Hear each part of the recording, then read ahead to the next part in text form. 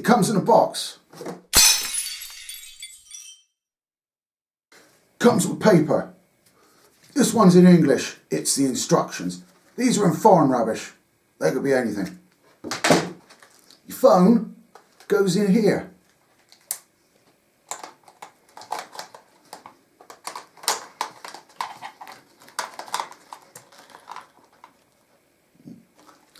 It's good for looking at tits. Oh yeah.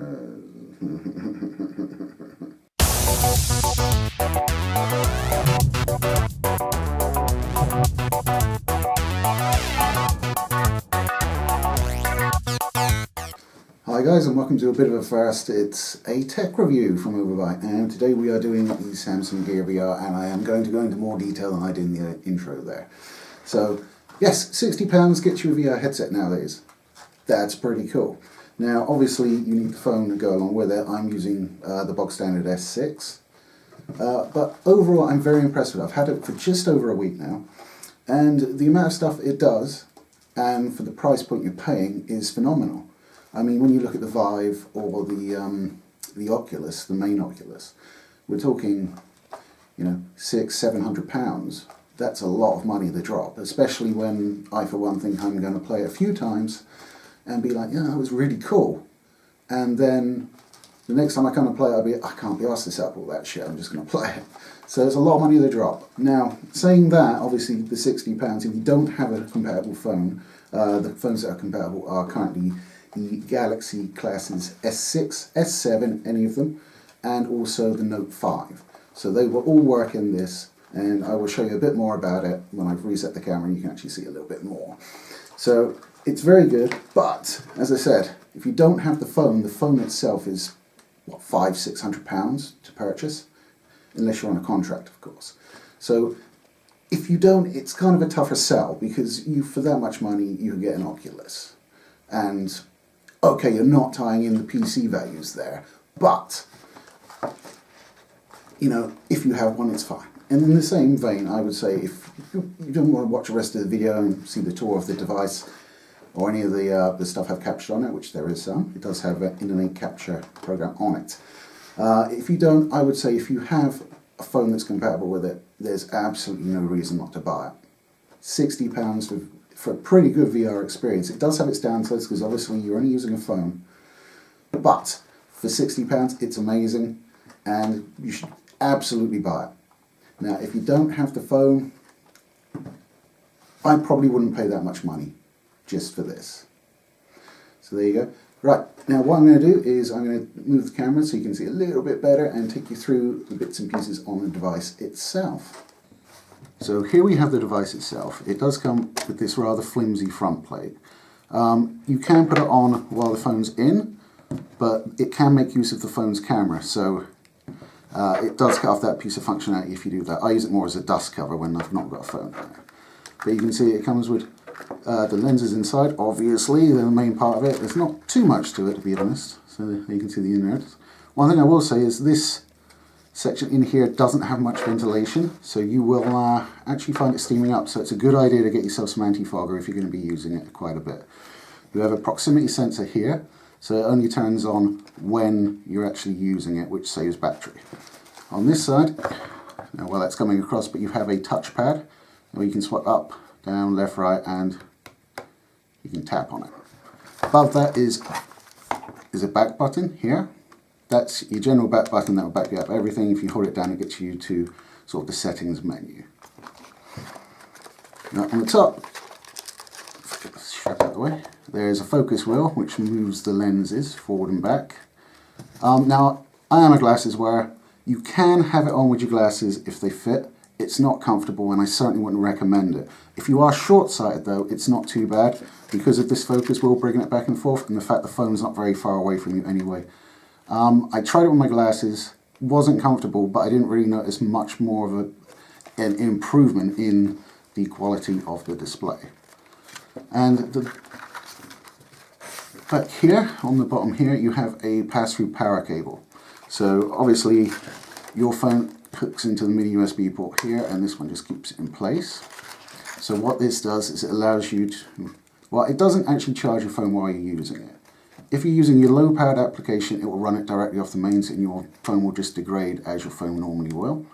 If it's running a high-powered application, it will use both this and the phone battery to run. And if you're not using it and have it plugged in and your phone's in, it will charge your phone. Now, there are settings here. So when you pull this back, there's a little knob in here, I think, if I'm on the right one. No, I'm totally not on the right one. It's on this one. I haven't had to change it, that's probably why.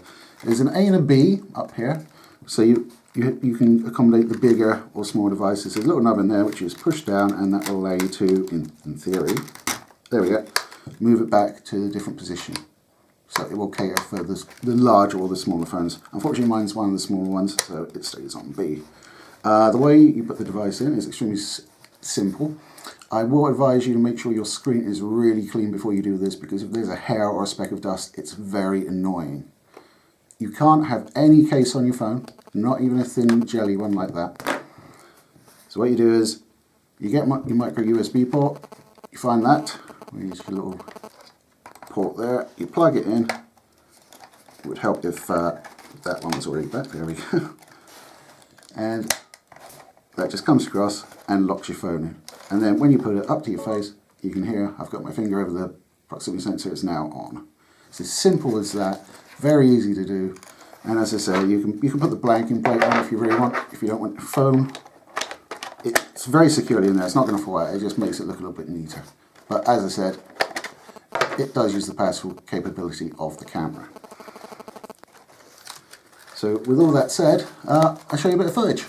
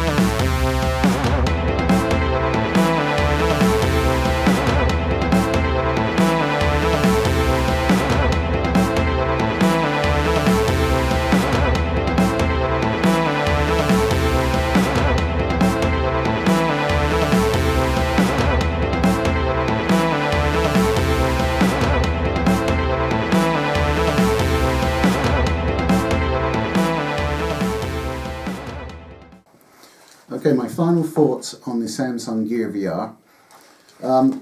It's not going to compete with the big boys like the Oculus Rift and the Vive. It is a very good budget solution if you have the ability to run it. Now there are some pros and cons to it. I'll start with the cons. Your phone will get hot while using this thing. Your phone will get very hot while using this thing. And a lot of the time, Eve Gunjack, which is a pretty good game, but it's quite graphically intensive, and I was also recording footage on it. I couldn't finish one mission before the device would be like, nah, it's too hot, you can't play no more. Which is normally fine. Sometimes it will allow you just to dismiss the warning and continue going, but usually in games certainly, it will definitely degrade the performance of the game. While you're watching videos and stuff like that, it's not too bad. The Netflix app is actually really good for it because the sort of default mode for it is you're sat in this sort of luxurious mansion and you can see the mountains out of the window. But you can turn all of that off and just have the screen. So it's essentially just a video player. It's not having to deal with all that VR stuff. But you still get the benefit of it fooling your brain into making you think you're watching a massive, massive screen. So it's very good for that. As I said, it is running on a phone. So you're essentially zooming in onto a phone, so you will see pixels. Now I'm not talking blocky pixels, it's almost more of a textured overlay, it sort of looks like. It's not going to come through in the footage because obviously that's just directly capturing it. But yeah, you can see the pixels, it is zoomed in on a phone. So bear that in mind. Now the pros are, it's very cheap obviously, it's very lightweight, the heaviest thing in it is your phone. And it's just so portable, there's no cables that need to go anywhere, you can hook up a Bluetooth controller to it, some of the games actually require it. The games themselves are, you have the Oculus Store, which you can access on your phone normally or inside the Gear VR. And they're reasonably priced, most of the games are no more than, they're usually about between £1 and 10. I haven't seen anything above £10 yet. I think Minecraft is like one of the more expensive ones. But yeah, they're good games, some of them. I haven't really found anyone I disliked particularly. They all work quite nicely in here. So if you've got £60 and have a Samsung phone already, definitely give it a go, I would say.